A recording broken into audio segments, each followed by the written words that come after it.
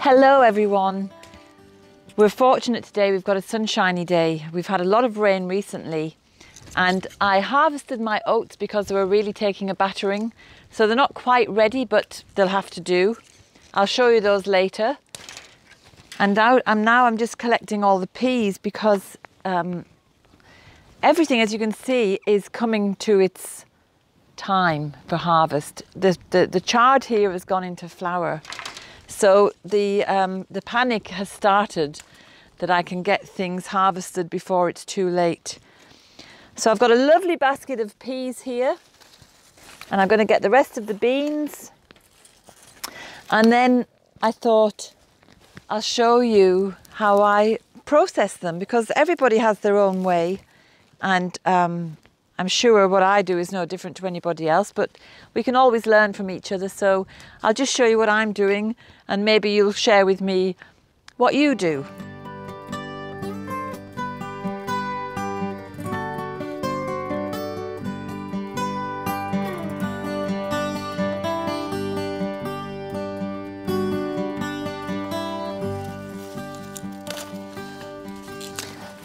I'm taking a few more of the broad beans because we can have those for dinner actually. And I'm going to leave the rest of them, I think, to stay on the stalk so that I'll have them to sow next year, because when the bean pods go brown, I can take them then and save them for seed. Because I'm very mindful that we may be short of seed next year because so many people are getting into growing their own, which is fantastic. But it's always best to grow your own seed as well. I'm just going to take the beans that are hanging over and getting damaged as the dogs are running past. And the rest can stay then to become the seed pods of the future.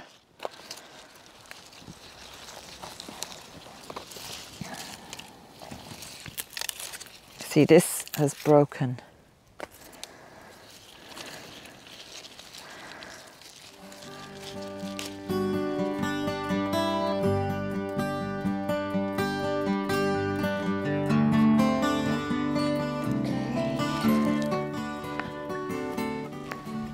So let's go into the kitchen.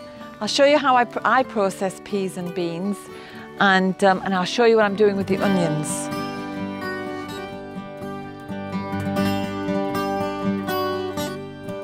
Come on, Jazz and Bro. Jazz, Bro.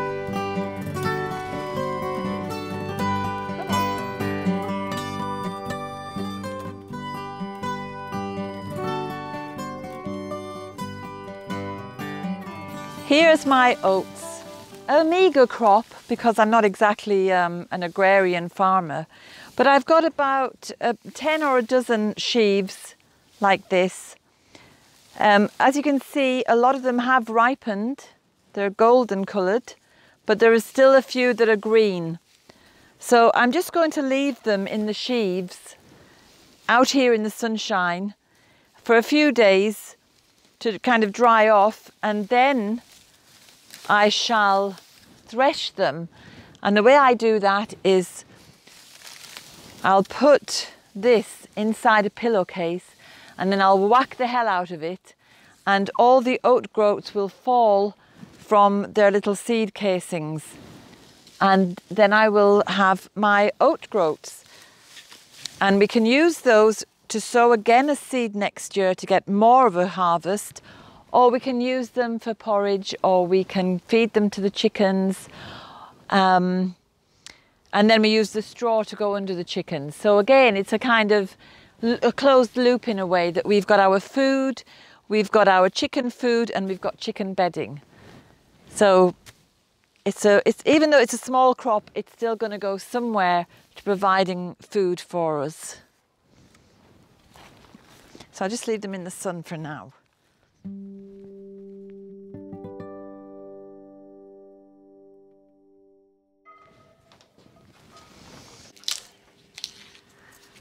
So there's lots of things you can do with your peas. You could make wine.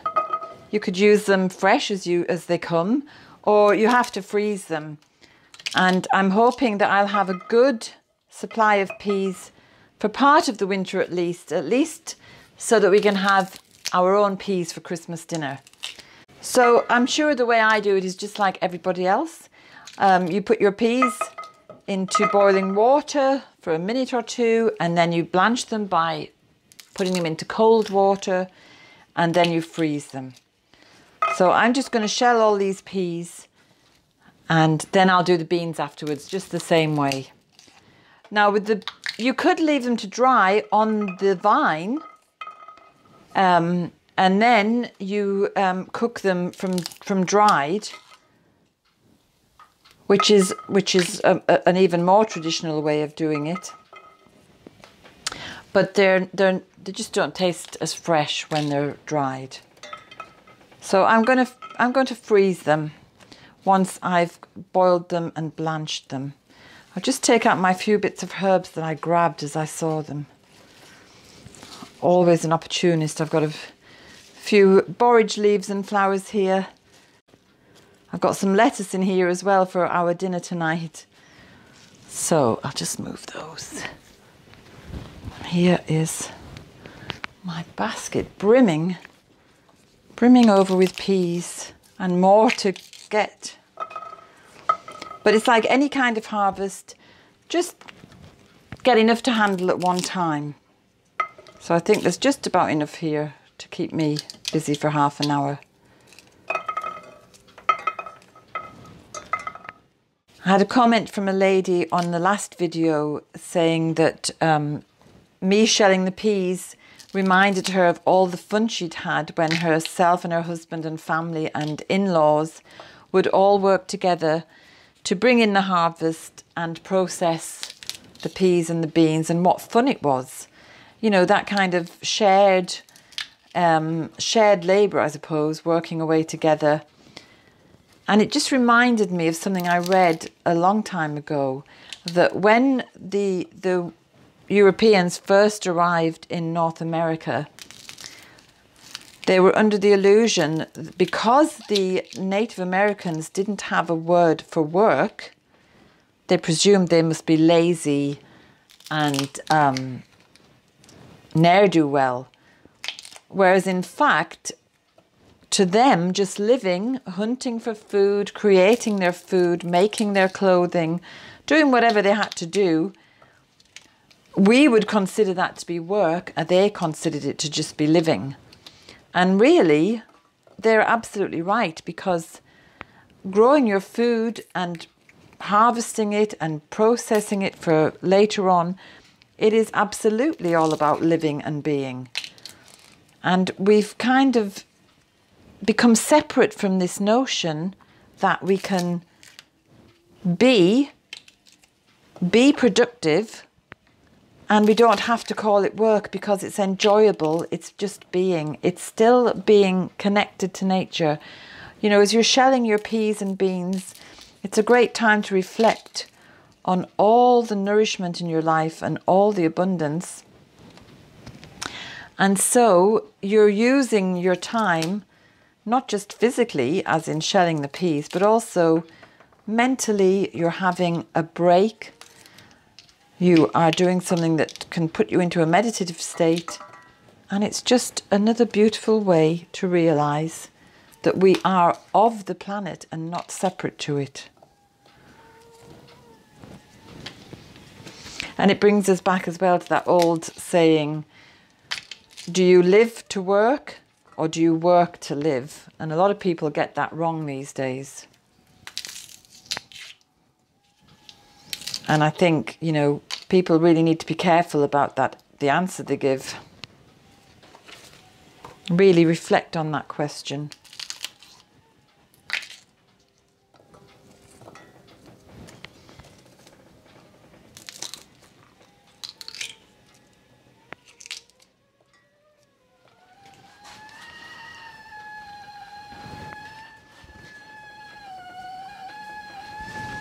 So the kettle's beginning to boil.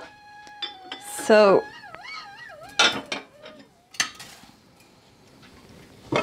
just going to pour the water onto the peas.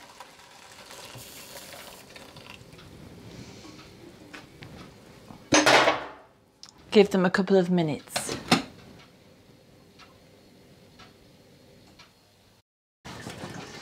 Okay, so the peas have been sitting in the boiling water. I'm just going to run them off. And some people plunge them into water with ice cubes, and I've done that in the past, but it takes far too much of my day. So I just run them under the cold tap until they all feel cold. And then I pop them into the freezer bag and into the freezer. So I'm probably breaking some kind of law, but you just have to do what works for you. And I like breaking rules.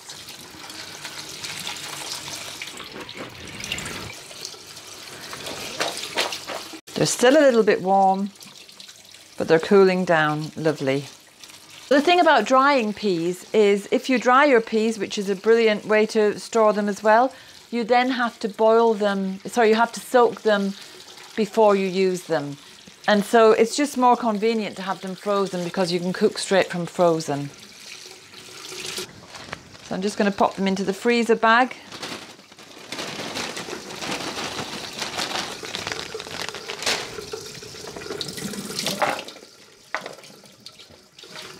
So there's the bag of peas ready for the freezer. I have to just put what it is and the date so that we know it's this year's crop. And there you go. And more peas yet to harvest, so I'll just keep putting them in the freezer as I collect them. And I might leave some to dry just for the hell of it to see what the difference in taste is between the dried, soaked and cooked and the frozen.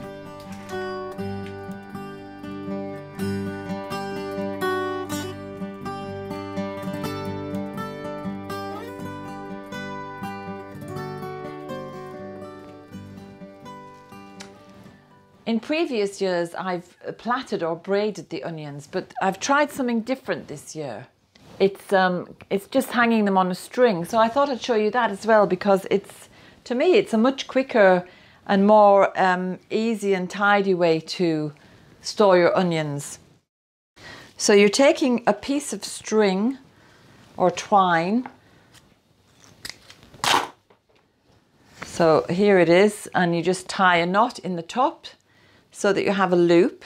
Now, I've only just learned how to do this, but I just thought it was just genius in terms of time and effort compared to braiding or plaiting. You have a little hook to put it on. There you go, look. And then you take your onion, and I've been curing these onions for nearly 2 weeks. So they've been out in the sunlight on a grid so that the air could circulate.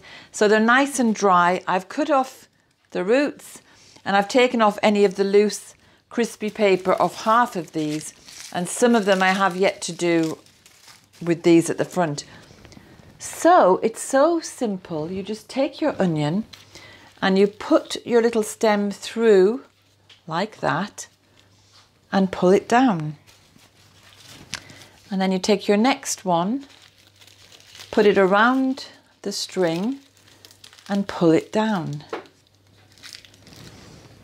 And then take another, and I just wrap it a couple of times around the string and pull it down into place.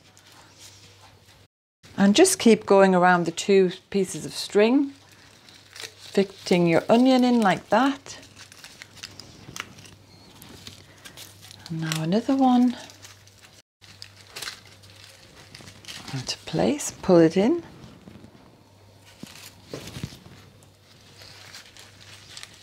And you just carry on until you have a hanging string like that, where they're all just sitting in on top of each other and they're wrapped around with the stem. So I'll just show you what they're like when I first brought them in from curing. You can see that the skin has become very papery, so you just take that off. I just cut that stem down and cut off the roots as well. And here's another one. I'm just going to cut off the roots, take off all the papery, the dry papery skin. I'm just going to trim that down a little bit further. And then we just add it in. And each one holds the previous one in place. There you go.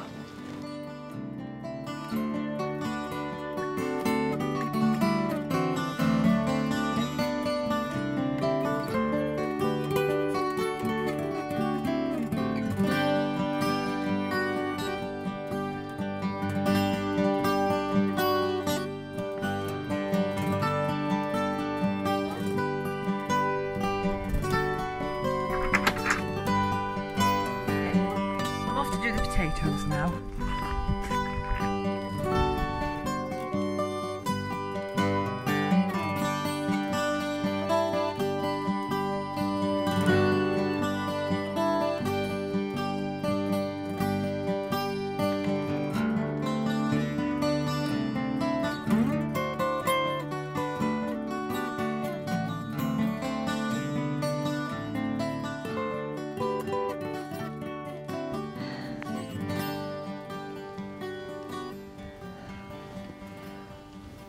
I'm going to finish my harvest day by digging up a few spuds. And before I go, I'd just like to say a big thank you to Barbara Royale, or Barbara Royal, for a beautiful card that you sent. Thank you so much. I can't believe you put so much time and effort into making such a personalised gift. I really thought it was beautiful, so thank you. And I'll get on with this now and just say bye-bye to everybody. Thank you for watching. Hope you enjoyed it. And if you have any gardening tips yourself about harvesting and preparing for storage, do let me know in the comments below. And keeping fingers crossed that the week stays fine so we can get all the potatoes out. Bye for now.